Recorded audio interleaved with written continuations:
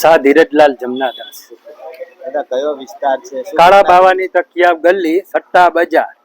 શું ઘટના બની છે? ઘટના વરસાદના હિસાબે જૂનવાણી એકદમ મકાન છે, 125 વર્ષ પહેલાનું, અને મકાન હાવ જર્જરિત છે. મ્યુનિસિપાલિટીમાં અરજી કરેલી છે વરદી પહેલાની આસપાસ. અમને જવાબ મળેલ કે તમે ઉતરાવી નાખો, પણ ભાડુત હોવાને લીધે અમે મકાન ઉતરાવી શક્યા નથી. ભાડૂતને અમે જાણ કરી દીધેલી છે, છતાંય ભાડૂત કોઈ ગયા નથી, હજી એમને એમ છે.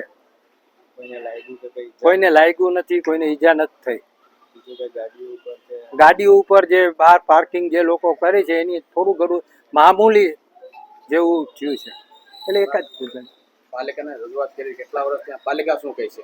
નગરપાલિકાએ અમે જે અરજી દીધી હતી એની અમને રજૂઆત કરાવી હતી કે તમે ઉતરાવી લ્યો, અંદર ભાડું હોવાના લીધે અમે એને જાણ કરી દીધી ને એને કીધું કે ખાલી કરી દો, તો કે અમે ખાલી કરીને ક્યાં જાય. પાલિકાએ શું જવાબ આપ્યો? નગરપાલિકાએ જવાબ આપ્યો તમે ઉતરાવી લ્યો, એની અમને અરજી આપેલી હતી, એનો અમને જવાબ પણ આપ્યો. તમે કેટલા વર્ષથી આ મકાનમાં રહો છો? 125 વર્ષની આસપાસ. RS Makwana, chief officer, Veraval Patan સંયુક્ત નગરપાલિકા. જે જર્જરિત બિલ્ડિંગ છે એને પાડી દેવા માટે થઈને નગરપાલિકા દ્વારા એક વ્યવસ્થિત પ્લાન કરવામાં આવેલો છે.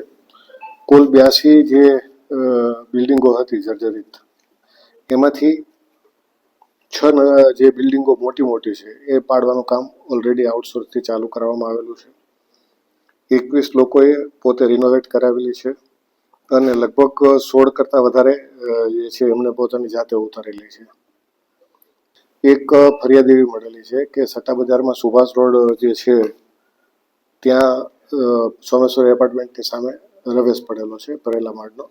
અમારી નગરપાલિકાની ટીમ પણ ત્યાં છે અત્યારે, અને પીજીવીસીએલ ને એ બધાને બોલાવી અને એનું લાઇટ કનેક્શન ને બધું કાપવાની કાર્યવાહી હાલમાં એન્જિનિયર દ્વારા ચાલુ છે. ના, કોઈ જાણવાની નથી થઈ.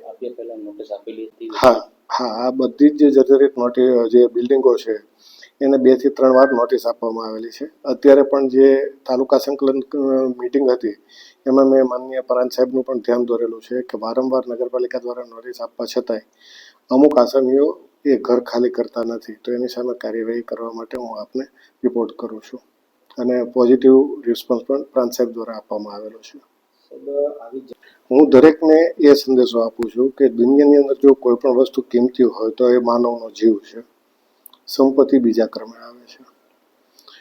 જર્જરિત બિલ્ડિંગમાં રહેવાથી આપના પણ જાનને જોખમ છે, આપના પરિવારને પણ જાનને જોખમ છે, અને ત્યાંથી નીકળતા કોઈ પણ રાહદારી કે આડોશી પાડોશીઓને પણ જાનનું જોખમ છે. તો મહેરબાની કરીને આપ આવી જર્જરિત બિલ્ડિંગો છોડી દો અને તંત્રને સહકાર આપો.